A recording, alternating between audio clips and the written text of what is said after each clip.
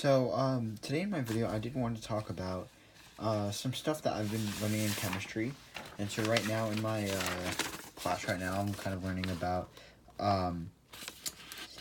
molecular structures and basically some bonding and hybridization. But to help me study, I thought I'd make this video and also share it out to other people who are also perhaps struggling at this topic in chemistry. So basically, there are some things I wanted to be in particular about, and some things I feel like most people wouldn't understand, even myself trying to understand about chemistry. Now, to talk about a little bit about chemistry, it's mostly, good thing about chemistry, it's one of those sciences that math really matters, and it actually makes sense. So once you actually understand some of the things, it's pretty much like a breeze. Basically, 1 + 1 is equal to 2. Pretty easy stuff. So basically, the first things I wanted to talk about were 8 things to consider about bonding. And so what do I mean by that? So bonding is when you have basically when you take 2 or more elements or atoms of elements, and how would you make them combine together as one sort of molecule or compound? So here are some things I wanted to talk about. Okay, so the first thing I wanted to talk about was here, let me get a different pen. Was talking about the valence electron count.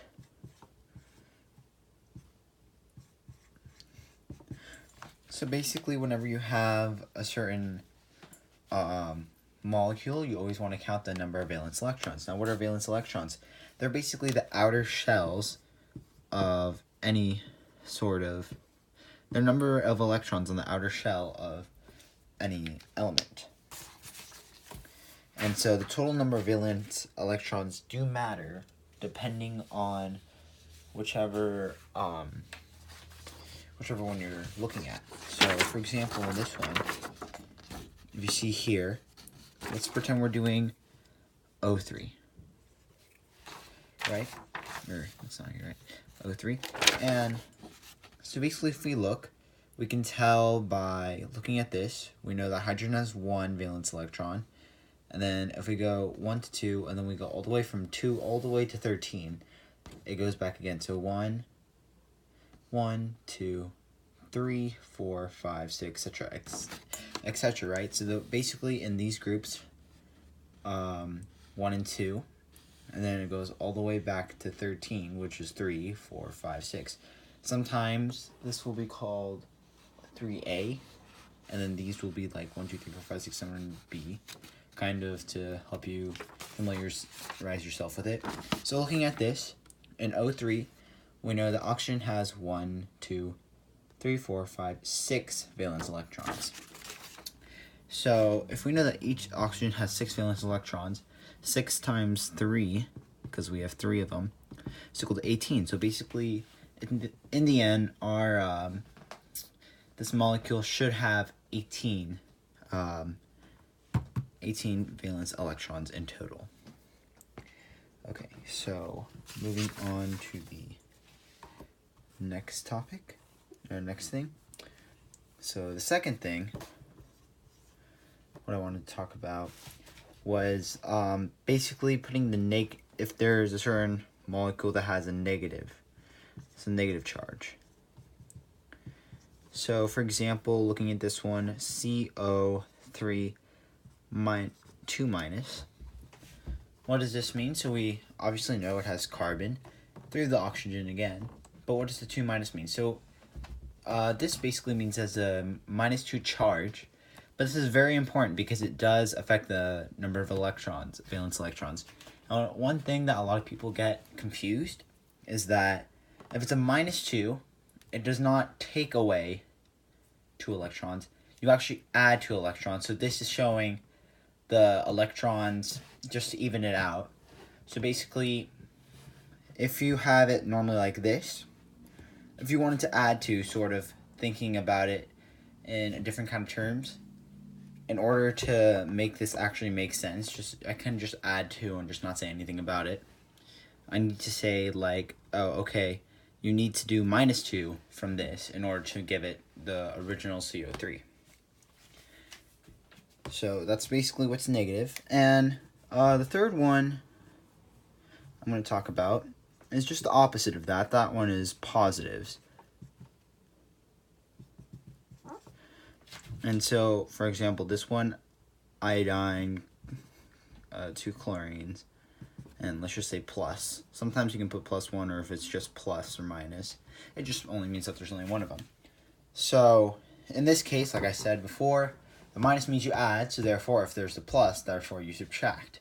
You need to add 1 to get the original iodine and chlorine kind of molecule. And if we want to tell just by counting at them, so you see iodine's all the way back here, so therefore it's 1, 2, 3, 4, 5, 6, 7 electrons. There's 7 valence electrons, iodine. And so is chlorine, because if it's in the same row, therefore it's going to have the same amount of electrons. So we have chlorine, since it also has 7, it's basically 3 times 7 minus 1. So 3 times 7 is equal to 21. And you minus that, and basically it's 20. Okay? So we're going to move on to the fourth one.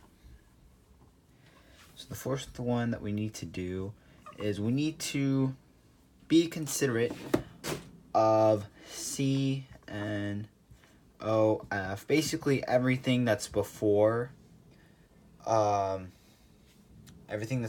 phosphorus. So everything but phosphorus, all of this, and then there's phosphorus.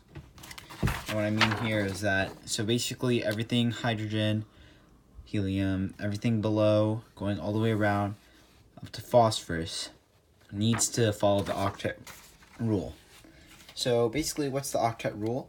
Basically, whenever you have a certain molecule, whenever they're together, they need to have 8 electrons, even though their original thing might not. When you bond together, when it's sharing different electrons, they should have those electrons. So let's try doing this, and I'm going to erase this just to make a little bit of space for me. So we have, let's try doing ClF3. Okay, so if we look at the periodic table, we can see that fluorine has 7, and so is chlorine. So therefore, in total, we should have 4 times 7, which is 28 valence electrons. So therefore, and also, I don't think I'm not going to go through this with the 8, so it's probably important now to know. In this trend, going from down here, francium, going a diagonal line all the way to fluorine, that's how more electronegative. So basically, I believe francium is one of the least electronegative, and fluorine is the most electronegative out of most of the periodic table. So the more electronegative, the more likely it should be outside. So therefore, we have chlorine in the middle, and then we should have some fluorines kind of just spread out a little bit inside this, not to get confused with anything else.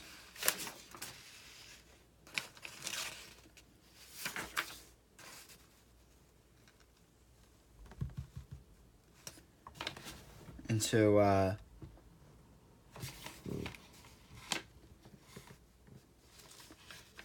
yeah, actually, So, actually, most likely a better example would be here. Let's find a better example. Here, actually, Br, bromine, F5, and if you look here, okay, this one actually makes more sense. See, if you look at bromine, which is all the way back here, it has also 7 electrons, so therefore That's has 7, and since fluorine is 7, therefore it's 6 times 7. Should have 42 in total. So we know bromine's going to go in the middle because fluorine is more electronegative. And so therefore, we just have these fluorines out in the open. And we're just going to assume that's how they look. But we don't know if there's like double bonds or single bonds going together to it. So since we know it has 7, and since we know this one has 7, therefore we can look at these fluorine and we can tell that each one should have 7, and hopefully you do know what Lewis dot structures is. So each one of these has 7, so basically each tiny dot is a valence electron. And what we're going to do is that we're going to connect them. Here, that's going to be a pair, that's going to be a bond, bond, bond, and bond. And so therefore, if you count all of them in each one, here, let me change colors real quick. So if you look, each fluorine has 8 in total because it has 2 sharing, right, sharing with bromine. So it has 1, 2, 3, 4, 5, yeah, 1, 2, 3, 4, 5, 6, 7, 8. Each one should have 8, and that figures out the octet rule. Octet rule meaning that it needs to have full shells or in total 8 valence electrons. And yeah, so it satisfies the fluorine, so we're good. And actually 5, what I'm going to talk about is everything past phosphorus. Everything past phosphorus, so phosphorus, sulfur, etc., all the way going down. It's okay if they have more than 8 electrons. So in this case, bromine would have 1, 2, 3, 4, 5, 6, 7, 8, 9, 10 valence electrons. So we should be good. And also remember that since there's 1, 2, 3, 4, 5, 6 of them, 6 times 7 is equal to 42. Therefore, we should have 42. So this one's 8. 8 times 5. So we should have that amount. Oh, but we need 42, right? So therefore, since 8 times 5, which is 40, but we're missing the 2, so therefore all we need to do is we can just add a little 2 on the side there. We can just add 2 more electrons to bromine, so therefore bromine will have 12. But that's totally fine. You could just keep adding with it, and this is kind of your lazy little thing to look at, so you can be a little lazy about it and don't have to worry too much. Just add it to the atom that is able to take as many as it wants. So yeah. That does not look good. Okay.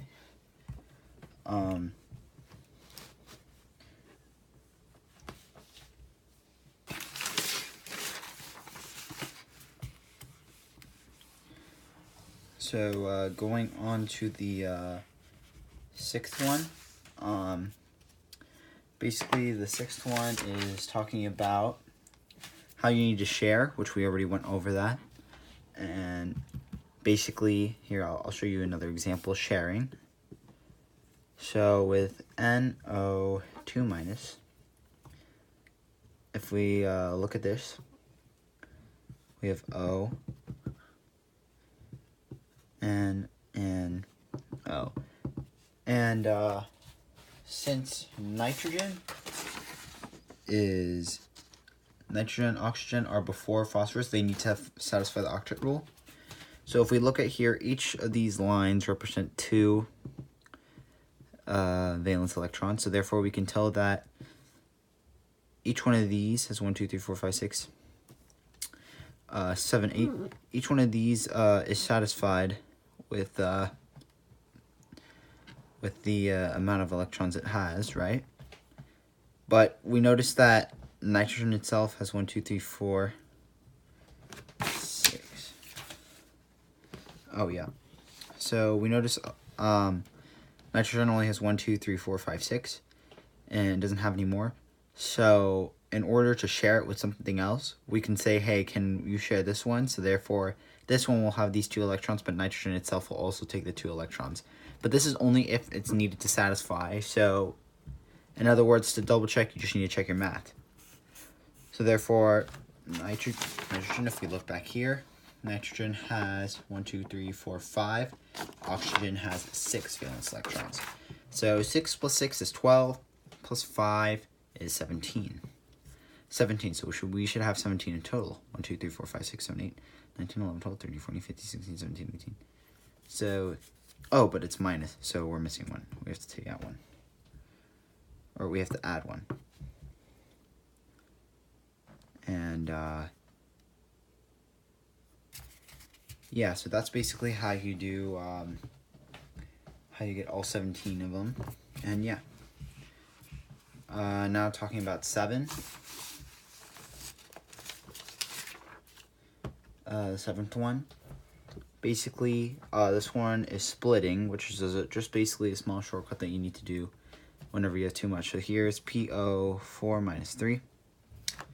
So whenever, again, whenever dealing with this, you always need to notice that phosphorus is, you can expand phosphorus as much as you want, more than 8 if you need to fit the octet rule satisfying O.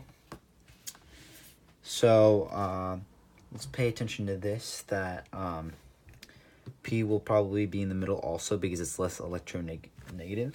Looking here, oxygen is really close to fluorine, so it's more electronegative than phosphorus. So we will have P, probably some O's here because there's 4. But we need to take in mind that there are an extra 3. So let's see. Each oxygen should have 6. Yeah, each oxygen should have 6. And what we can do is that we can have a double bond here. And I believe each one of them, well, since it has a minus 3, we know the charge is minus 3, so at least 3 of these should be the same kind of charge, so therefore 3 of the bonds should be the same. So, and we know it can't be doubled because then it wouldn't satisfy the octet rule for all of them. So 1, 2, 3, 4, 5, 6.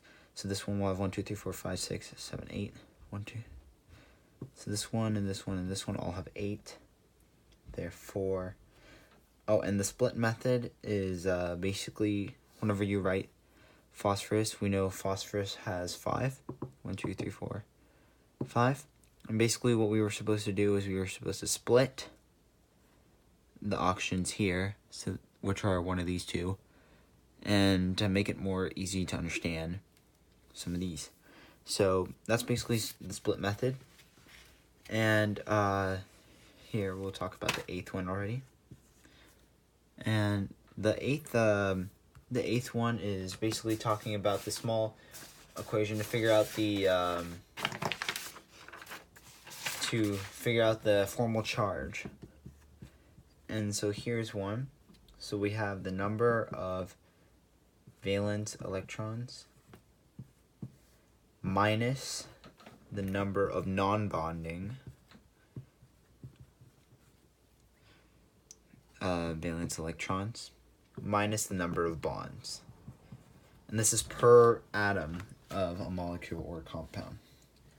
So let's go take that into effect.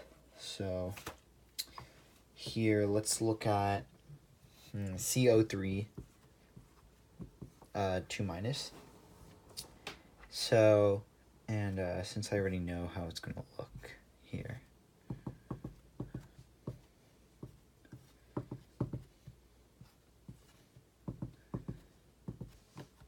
So here we go. And we want to, since it has minus 2, as a charge of minus 2, we know that there are 2 of these that are going to be minus. And assuming that we don't know, this is basically a good way to check your work too. So we can look at this one individually. So we know oxygen is supposed to have 6, minus, and then non-bonding, 6, and then how many bonds? There's 1. So therefore, it's going to have a -1 charge. And since this one is the same, each one of these are going to have a -1 charge. Now let's look at all the other ones. So this one, 6 minus how many non-bonding? 1, 2, 3, 4. 4 and how many bonds? 2. So therefore it should be 0. And this carbon itself, so carbon has 4 normally. 4, how many valence electrons out? None. How many bonds? 4. So therefore it has 0 also. So therefore you can see that the charge is -2. So yeah, these are basically the 8 things that you should be taking care of about bonding.